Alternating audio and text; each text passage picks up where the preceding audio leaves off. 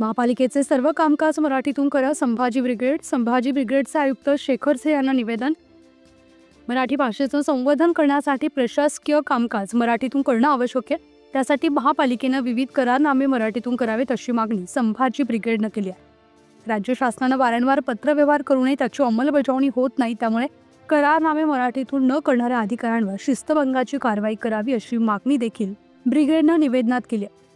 संभाजी ब्रिगेडचे पिंपरी चिंचवड शहराध्यक्ष सतीश काळे, कार्याध्यक्ष विशाल मिठे आदींच्या निवेदनावर सह्या आहेत. आयुक्त शेखर सिंह आणि मराठी भाषा समन्वय अधिकारी किरण गायकवाड यांना दिलेल्या निवेदनात नमूद केलंय की महापालिकेच्या पर्यावरण, माहिती व तंत्रज्ञान, आरोग्य, कर संकलन, विद्युत स्थापत्य यांसारखे अनेक विभाग त्यांच्याकडील विविध संस्थांबरोबर केलेले कारनामे हे इंग्रजी भाषेमध्ये करतात.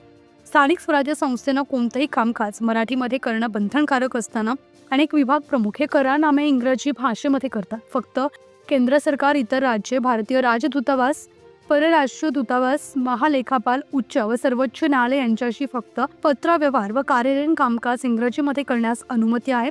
तसेच वैद्यकीय कागदपत्रे, न्यायवैद्यक अहवाल या बाबी फक्त इंग्रजी भाषेमध्ये करण्यास अनुमती आहे. राज्य शासनानं याबाबत अनेक कायदे केले, परिपत्रकं निर्गत केली, तरी महापालिकेतील विभाग प्रमुख करारनामे मराठी भाषेमध्ये करत नाहीत.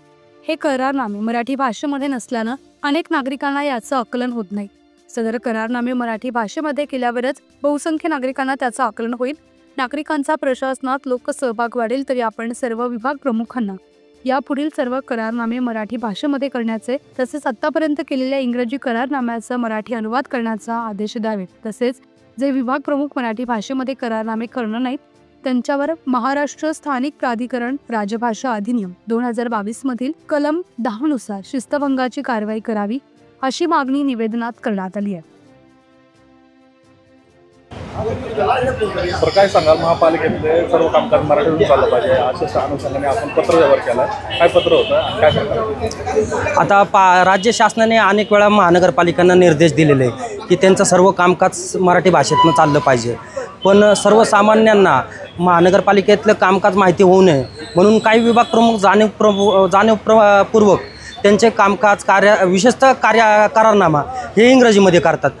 म्हणजे सर्वसामान्य नागरिकांना त्याच्यामध्ये काय लिहिलं आहे, काय चाललं आहे त्याची माहिती कळत नाही. त्या अनुषंगाने आम्ही आयुक्त आणि मराठी भाषा समन्वय अधिकारी किरण गायकवाड यांना लेखी पत्र दिलेले.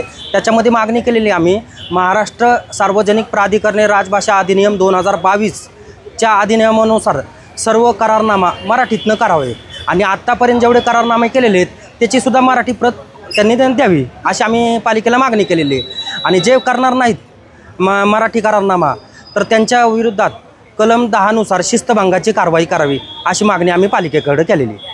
पत्र दिल्यानंतर आयुक्त शेखर सिंह यांची काय प्रतिक्रिया?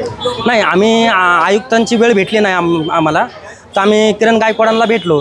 किरण गायकवाड म्हणले त्या अनुषंगाने आम्ही सर्व विभाग प्रमुखांची बैठक घेऊ आणि त्यांना आम्ही निर्देश देऊ आणि जे याचे पालन करणार नाही त्यांच्या विरोधात शिस्तभंगाच्या कारवाईचा प्रस्ताव आयुक्तांपुढे ठेवू.